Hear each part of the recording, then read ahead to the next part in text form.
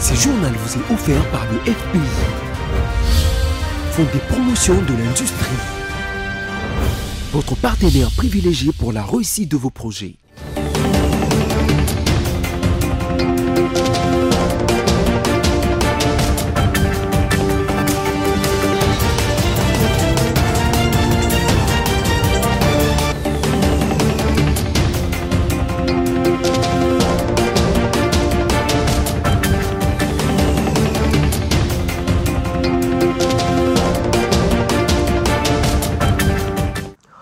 Un nouveau journal sur votre chaîne BC Télévision. Mesdames, Messieurs, bonsoir. Tout de suite, les sommaires. Victimes de l'agression rwandaise, les populations des provinces du Nord Kivu, Sud Kivu, du Maniema et de la Grande Orientale seront soutenues par les gouvernements souminois. L'une des décisions prises au cours de la réunion des conjonctures économiques à suivre dans ces journaux. Vous suivrez également dans ces journaux suite aux multiples tortures infligées à un avocat par le général Jean-Claude Kifoua, commandant du centre militaire des Kamina. Le ministre de la Justice congolaise, Constant Mutamba, annonce des poursuites pénales devant l'auditorat des FRDC contre lui.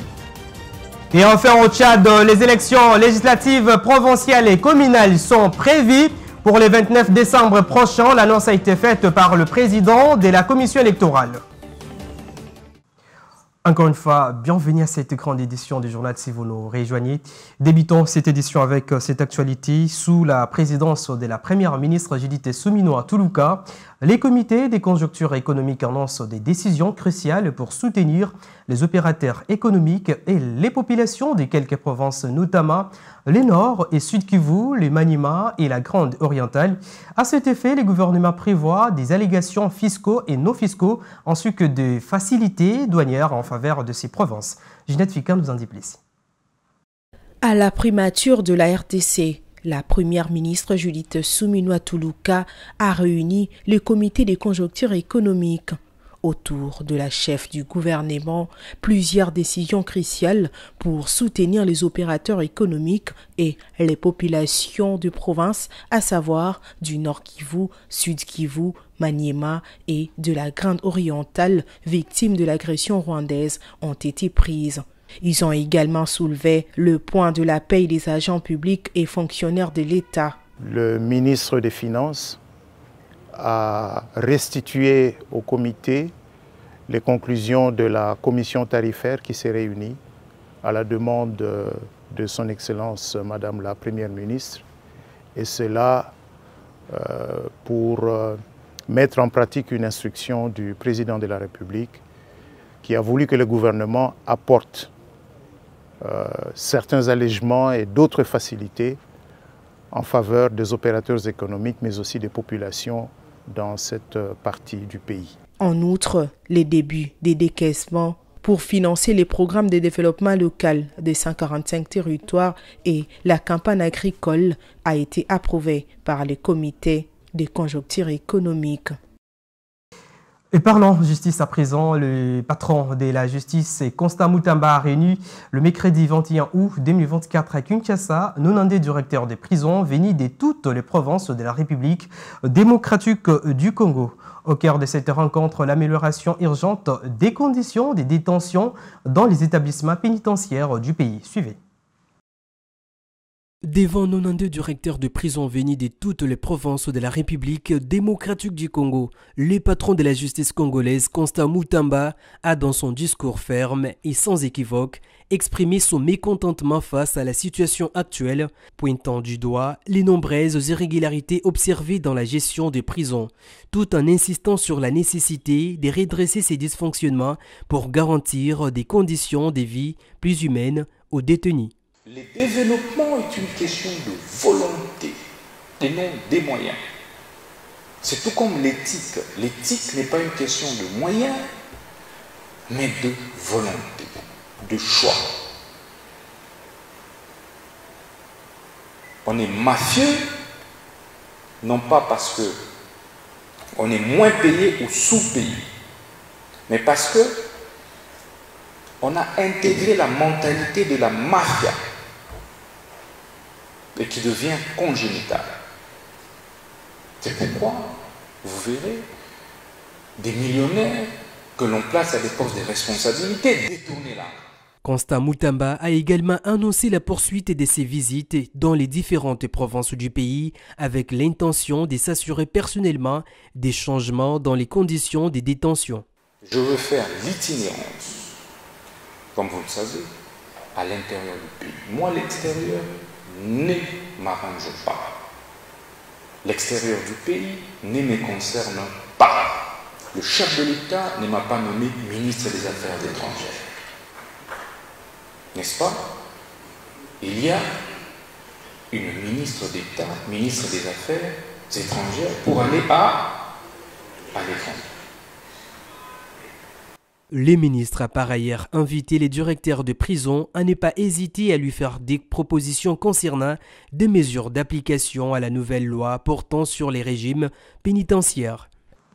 Et dans un communiqué publié ce jeudi dont une copie nous est parvenue, le ministre d'État, ministre de la Justice et garde des Sceaux, Constant Moutamba, a annoncé que le général Jean-Claude Kifoua, le commandant du centre militaire des Kamina, fait l'objet des poursuites pénales devant l'auditorat général des forces armées de la République démocratique du Congo après les actes de maltraitance à l'égard d'un homme en toge. Suivez. Les avocats congolais de tous les barreaux confondus ont déposé une plainte à l'auditorat militaire des forces armées de la République démocratique du Congo contre le général Jean-Claude Kifoua, commandant du centre militaire des Kamina, pour avoir donné l'ordre à ses gardes de torturer un avocat. Dans un communiqué, le patron de la justice Constant Moutamba a porté à la connaissance de l'opinion nationale que sur injonction, à la suite de la dénonciation faite par ce collectif des avocats venus les rencontrer en son cabinet, le général Jean-Claude Kifoua, auteur des tortures et autres traitements inhumains et dégradants sur la personne de Maître Kabwe Mouchi Fabia, fait déjà l'objet de poursuites pénales devant l'auditorat général des FRDC. Le ministre de la Justice Constant Moutamba saisit l'occasion pour féliciter la justice militaire par le biais de l'auditeur général des FRDC et le premier président de la Haute Cour militaire pour leur promptitude et efficacité. Pour rappel, l'événement s'est déroulé à Kamina, chef-lieu de la province du Haut-Lomami, dans une vidéo devenue virale sur les réseaux sociaux où l'on voit les FRDC en train de flageller un homme. À côté, le général Jean-Claude Kifoua qui donne l'ordre à ses subalternes d'agir ainsi car l'avocat aurait critiqué cet officier supérieur sur la toile. Restons en justice pour parler de cette actualité que nous avons également annoncée dans notre édition précédente, que l'ancien vice-ministre de la Justice Bernard Takaiche a été arrêté sans raison. D'après nos sources, le motif exact de son arrestation est officiellement communiqué. C'est suite à l'exploitation d'un rapport de l'Inspection générale des finances révélant la disparition de 5 millions de dollars américains. Et selon la même source, ces fonds ont été destinés à la construction d'une nouvelle prison à Kinshasa en 2021. Avaient été versés à une société privée qui a depuis fermé ses portes, laissant les fonds introuvables. Bernard Takaiche a été vice-ministre de la Justice et garde des Sceaux au gouvernement de l'ancien Premier ministre Ilunga Ilunkamba, membre également de l'IDPS, le parti au pouvoir. Il a été l'adjoint de l'ancien ministre de la Justice Tunda Yakasende avant d'assurer l'intérim de ces derniers après sa démission. Autre chose, le patron de la sécurité Jacquemain Chabani a lancé officiellement dans la soirée du mercredi 21 août 2024 l'opération du marquage d'armes de forces de défense et de sécurité à Kolwezi dans la province du Lualaba. Sachez que 2 machines sont officiellement acquises pour le marquage d'armes. Jeanette Fika nous en dit plus. La République démocratique du Congo vers la réduction de violences armées. En séjour de travail au Lualaba, le vice-premier ministre, ministre de l'Intérieur, Sécurité, Décentralisation et Affaires coutumières, Jacquemain Chabani, a présidé à Kolwezi, au stade Manika, la cérémonie des lancements des opérations de marquage des armes, de forces de défense et de sécurité. Dans son discours, le patron de la sécurité a invité les acteurs impliqués dans ces processus à veiller au contrôle régulier de toutes ces armes. À titre symbolique, Jacquemain Chabani a fait une démonstration du premier marquage d'armes devant toutes les parties prenantes à ces processus. Et à quelques semaines de la rentrée scolaire édition 2024-2025, la ministre d'État en charge de l'éducation nationale et nouvelle citoyenneté, Raissa Malou, a reçu dans son cabinet de travail plusieurs députés nationaux et provinciaux venus échanger avec elle sur l'amélioration de la qualité de l'enseignement en République démocratique du Congo ainsi que de l'éducation à la nouvelle citoyenneté. On écoute tour à tour quelques députés après ces échanges. Il était question pour nous de voir Son Excellence, Monsieur le Ministre, pour lui rappeler ce que les enseignants, les parents attendent lors de cette rentrée scolaire. Il est également de notoriété qu'en pareille circonstance, qu'on puisse rappeler les difficultés quotidiennes, surtout en ce qui concerne la rentrée des classes. Nous sommes décidés de venir, pas seulement alerter Son Excellence, Madame la Ministre, mais aussi lui proposer une action à mener, c'est-à-dire l'opération récupération de l'école de l'État et la sécurisation des biens de l'État. Nouvelle citoyenneté consiste justement à éradiquer toutes ces pratiques-là. Il ne s'agit pas simplement de cours ex-cathédra sur le civisme, etc., mais de changer vraiment les pratiques, les habitudes, les comportements, les valeurs auxquelles notre jeunesse pourra être éduquée. Et parlons politique à présent, le président du parti politique et engagement pour la citoyenneté et les développements SID, Martin Fayulu, va regagner Kinshasa, la capitale congolaise, les samedis 31 août prochain, après sa tournée afro-américaine, durant laquelle les commandants du peuple a participé à la convention nationale du Parti démocrate aux États-Unis d'Amérique, où la candidature de Kamala Harris pour la présidentielle a été annoncée. Et cette information a été livrée par le cadre de son parti qui confirme par ailleurs que Martin Fayulu tiendra à la même date qu'il signe son retour au pays un meeting placé sous les signes de la cohésion nationale au moment où la République démocratique du Congo est déchirée par la guerre, les tribalismes et autres crises. Nous y reviendrons dans nos prochaines éditions. Et sachez également que l'opposant congolais Martin Fayulu, lors d'un forum sur la démocratie de la nouvelle génération qui s'est déroulé le mercredi 21 août 2024 aux États-Unis d'Amérique, dénonçait les divers soutiens dont bénéficie le Rwanda de certaines puissances mondiales. Et parlons santé à présent, le ministre provincial Hygiène et Prévention, le docteur Patricien Gongo, a fait une mise au point sur la Mpox, une maladie très dangereuse qui s'abat sur le pays actuellement. Avec la montée rapide des nombres des cas confirmés, il est important pour le patron provincial de la santé de mettre en garde la population en citant quelques mesures barrières et de prévention que je vous propose de suivre dans cet élément de Patricia Bomolo. L'épidémie de Mpox monte en puissance. La République démocratique du Congo est passée de 81 cas suspects à plus de 100 cas suspects, dont 21 confirmés et 2 décès déjà enregistrés à Kinshasa, une situation qui met l'intégralité de la population en danger. Sur ce, le ministre provincial de la Santé, le docteur Patricien Gongo, met en garde pour ne pas être surpris par cette maladie très dangereuse. Maladie oyo babengi na kombo Mpox, pona komi batela na yango, il faut to sukolaka maboko na biso régulièrement,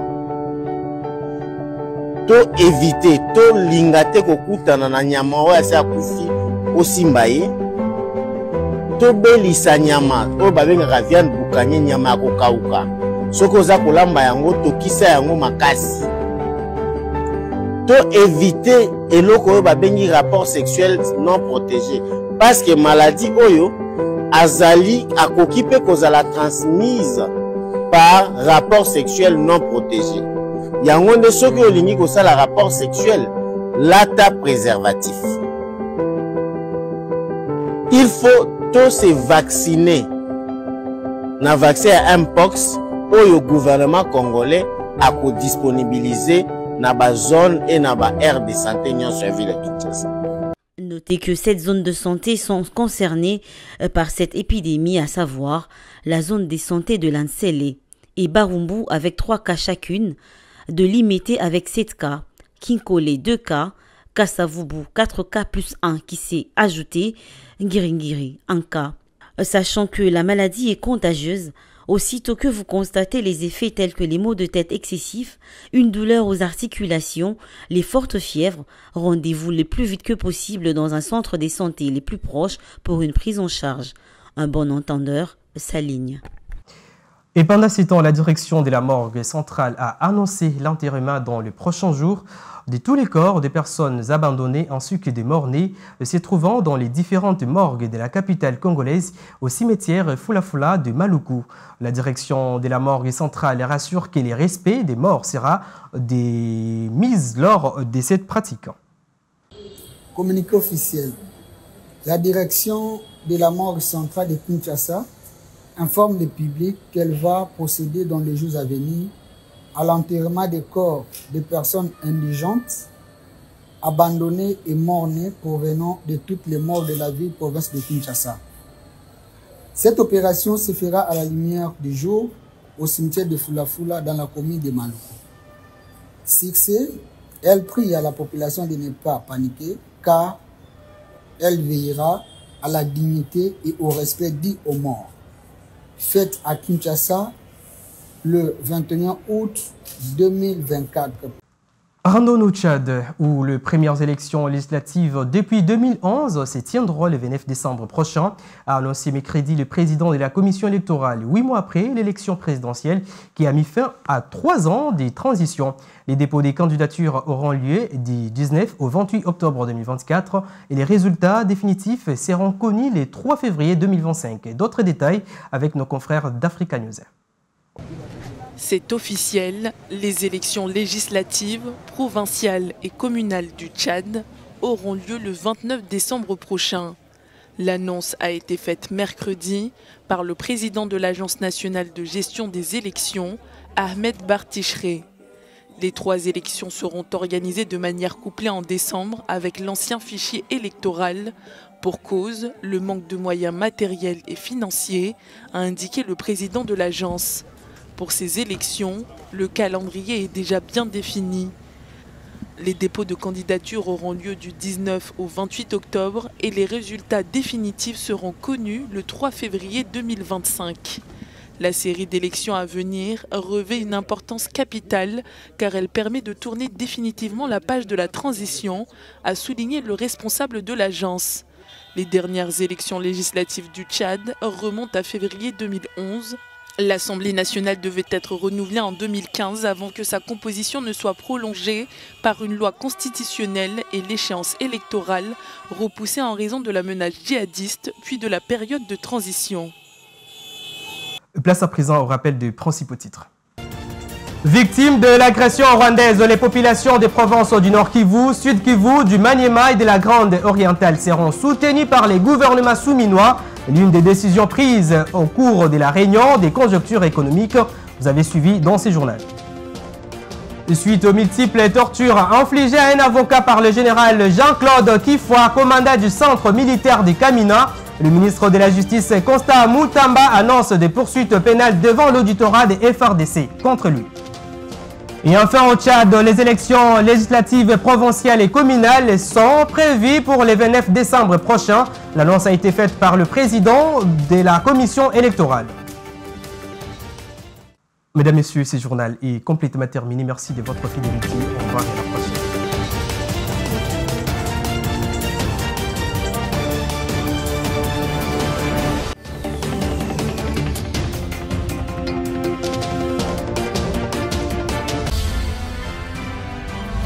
Ce journal vous a été offert par le FPI, Fonds des promotions de l'industrie, votre partenaire privilégié pour la réussite de vos projets.